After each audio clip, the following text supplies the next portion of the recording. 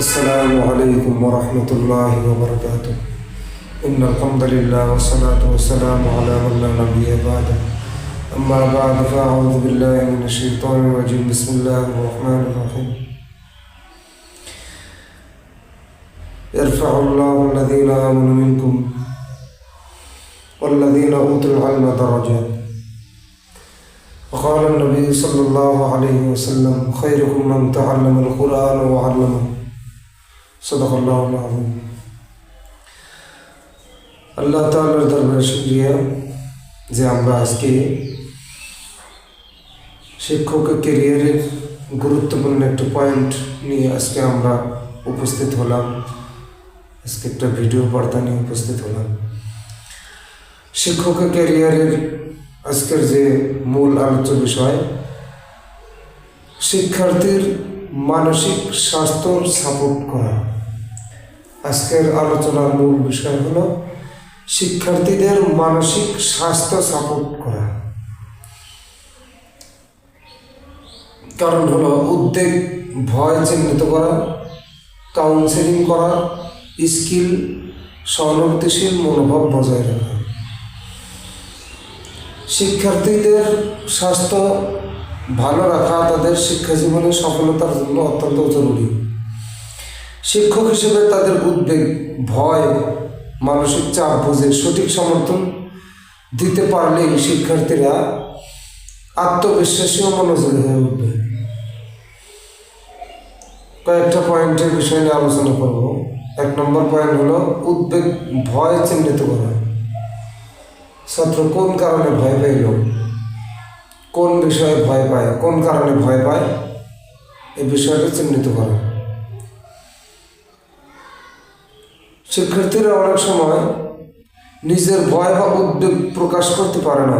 শিক্ষককে সচেতন হতে হয় বিভিন্ন লক্ষণ দেখে। সাধারণ কিছু লক্ষণ হলো ক্লাসে মনোযোগের অভাব, অবসাদ বা অনিদ্রা, হঠাৎ একা হয়ে যাওয়া বা বন্ধু বান্ধব থেকে দূরে থাকা ছাত্রছাত্রীদের মধ্যে সমস্যা থাকতে পারে।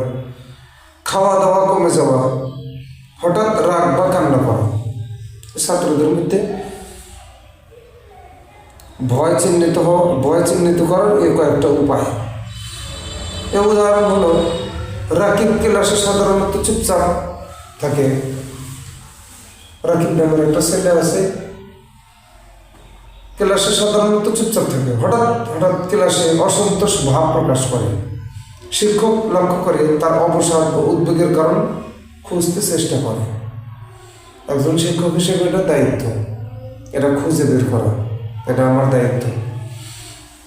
Counselling skill. শিক্ষককে সহজ ভাষায় শান্ত ও সহানুভূতিশীলভাবে ছাত্রদের কথা শোনা ও উৎসাহিত করতে হয়। শিক্ষককে সহজ ভাষায় আর শান্তভাবে, সহানুভূতিশীলভাবে ছাত্রদের কথা শুনতে হবে, উৎসাহ দিতে হবে। এটা কাউন্সিল করা। এর কৌশল হলো সক্রিয় শোনা। সক্রিয় শোনা কিভাবে?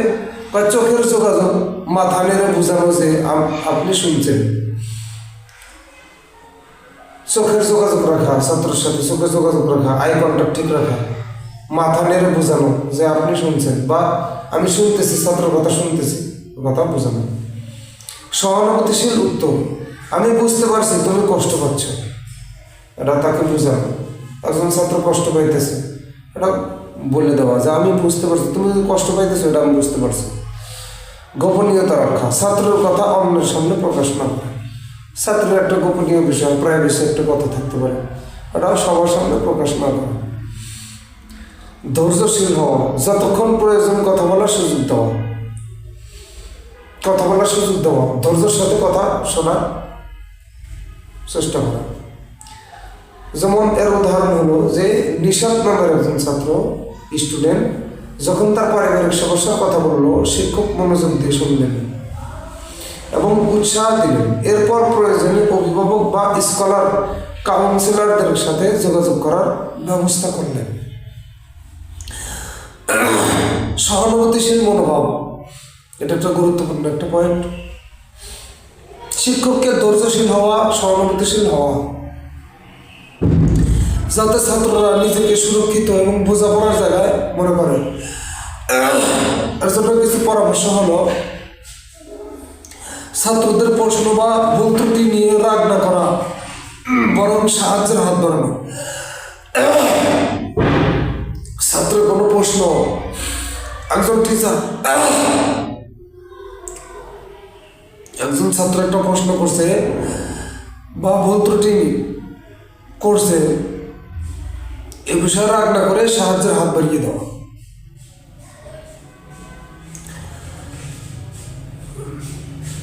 ক্লাসে মনোরোগজনিত স্টিগমা, বিরক্তি, লজ্জা কমাতে সচেতন থাকা, এগুলো কমানোর জন্য সচেতন থাকতে হবে। আর সবসময় ধমকের মধ্যে না রাখা, নিয়মিত ধমক না দিয়ে সবসময় ধমকের মধ্যে না রেখে মাঝে মাঝে ইতিবাচক পরিবেশ তৈরির চেষ্টা করো, এটা শিক্ষক হিসেবে জরুরি। এর উদাহরণ হলো, রুমানা নামে একজন ছাত্রী, একজন স্টুডেন্ট পরীক্ষা ফলাফল খারাপ হওয়ার কারণে হতাশায় ভুগছিল। তার হতাশার একটা কারণ ছিল সে পরীক্ষার রেজাল্ট খারাপ করছে।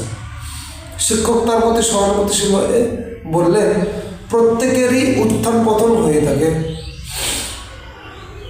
তুমি চেষ্টা করলে অবশ্যই সফল হবে, তুমি সামনে পরীক্ষা আবার সফলতা অর্জন করতে পারবে, তুমি আবার চেষ্টা করতে থাকো।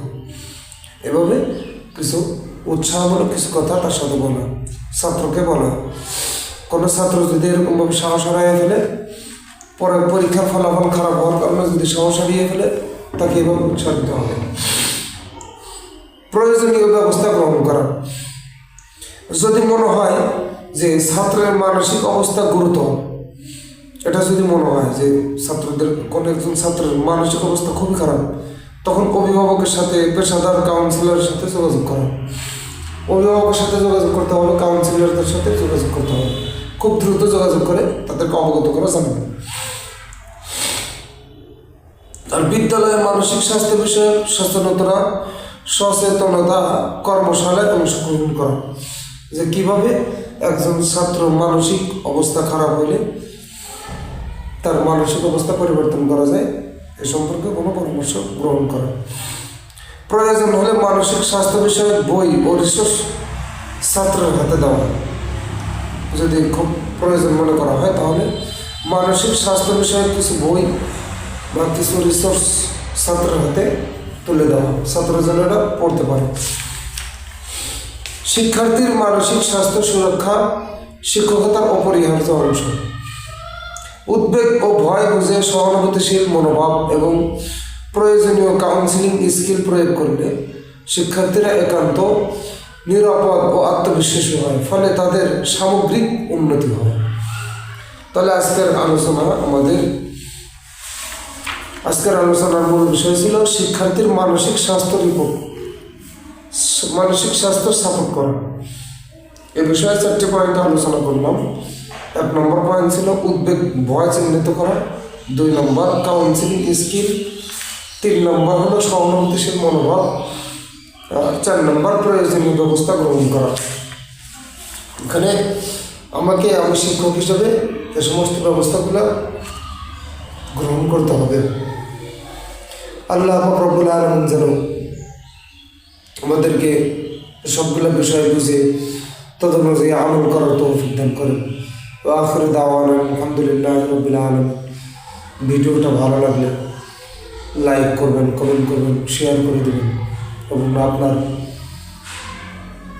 নিকটবর্তী কোনো বন্ধুর সাথে শেয়ার করবেন, নিজে দেখবেন এবং আপনার সহকর্মী ভাইকে দেখানোর জন্য সুযোগ করে দেবেন ইনশাআল্লাহ। আসসালামু আলাইকুম ওয়া রাহমাতুল্লাহি ওয়া বারাকাতুহু।